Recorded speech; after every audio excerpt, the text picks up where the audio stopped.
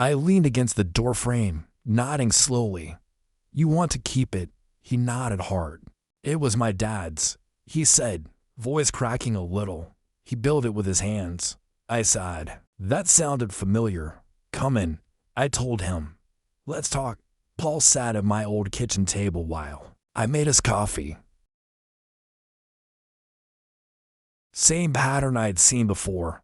Intimidation, scare tactics, threatening leans. I couldn't stand it. After an hour, I promised to help. Word started to spread.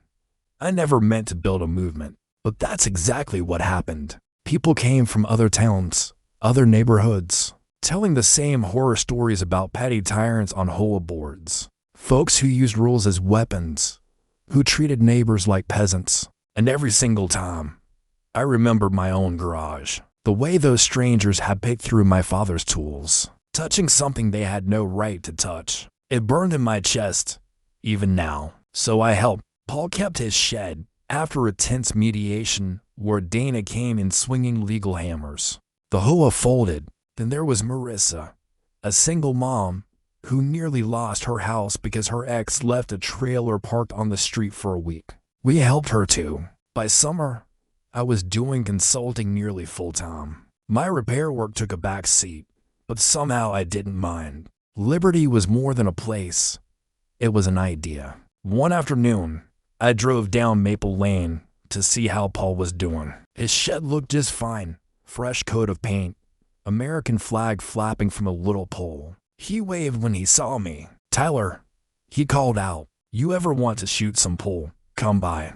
I gave him a thumbs up. As I turned back toward my own block, I felt that familiar sense of peace. We'd made something good here. Leonard, on the other hand, had faded into the background. Word was he tried to join another HOA board in the next county, but no one would have him. His name was Mud. He ended up selling his house and moving away. When I heard that, I can't lie, I smiled. By the following fall, I had a list of nearly 20 communities I was consulting for. Dana and I were thinking about opening a small legal practice dedicated to homeowners' rights. Funny how life works. That year, our little block had the biggest Halloween celebration anyone could remember. Parents set up games in their driveways. Kids ran around dressed as everything from cowboys to astronauts. I set up a haunted garage with fog machines and a skeleton in the driver's seat of the F100, horn honking every time kids walked past. It was amazing. No one complained. No one filed a violation. It was just fun. That night, sitting on my porch with a cup of cider, I watched the kids laughing. I thought of Dad. I wish he could see it. After the last trick-or-treater left, I walked into the garage, took a deep breath, and smiled. Peace was earned, and we'd earned it the hard way. As winter came, I felt the urge to do one last round of improvements on the F100. I fixed the engine, cleaned up the wiring, even rebuilt the seats. Now it needed new paint. I went with a deep forest green, Dad's favorite color. One cold Saturday morning, I rolled it out of the garage and looked it over. Shining in the sun, fresh paint gleaming, perfect chrome. It was beautiful. Neighbors came by to admire it, like an old friend restored. One of the kids pointed at the license plate, which read Free One.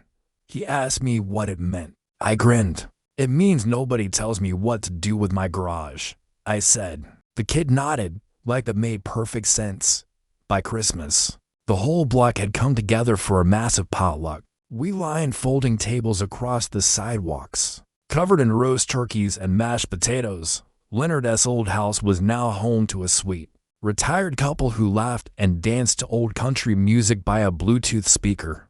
Nobody missed him. When I stood to give a toast, I raised my glass and said, to a neighborhood where nobody is scared ever again. The cheers were so loud I think Dad would have heard them in heaven.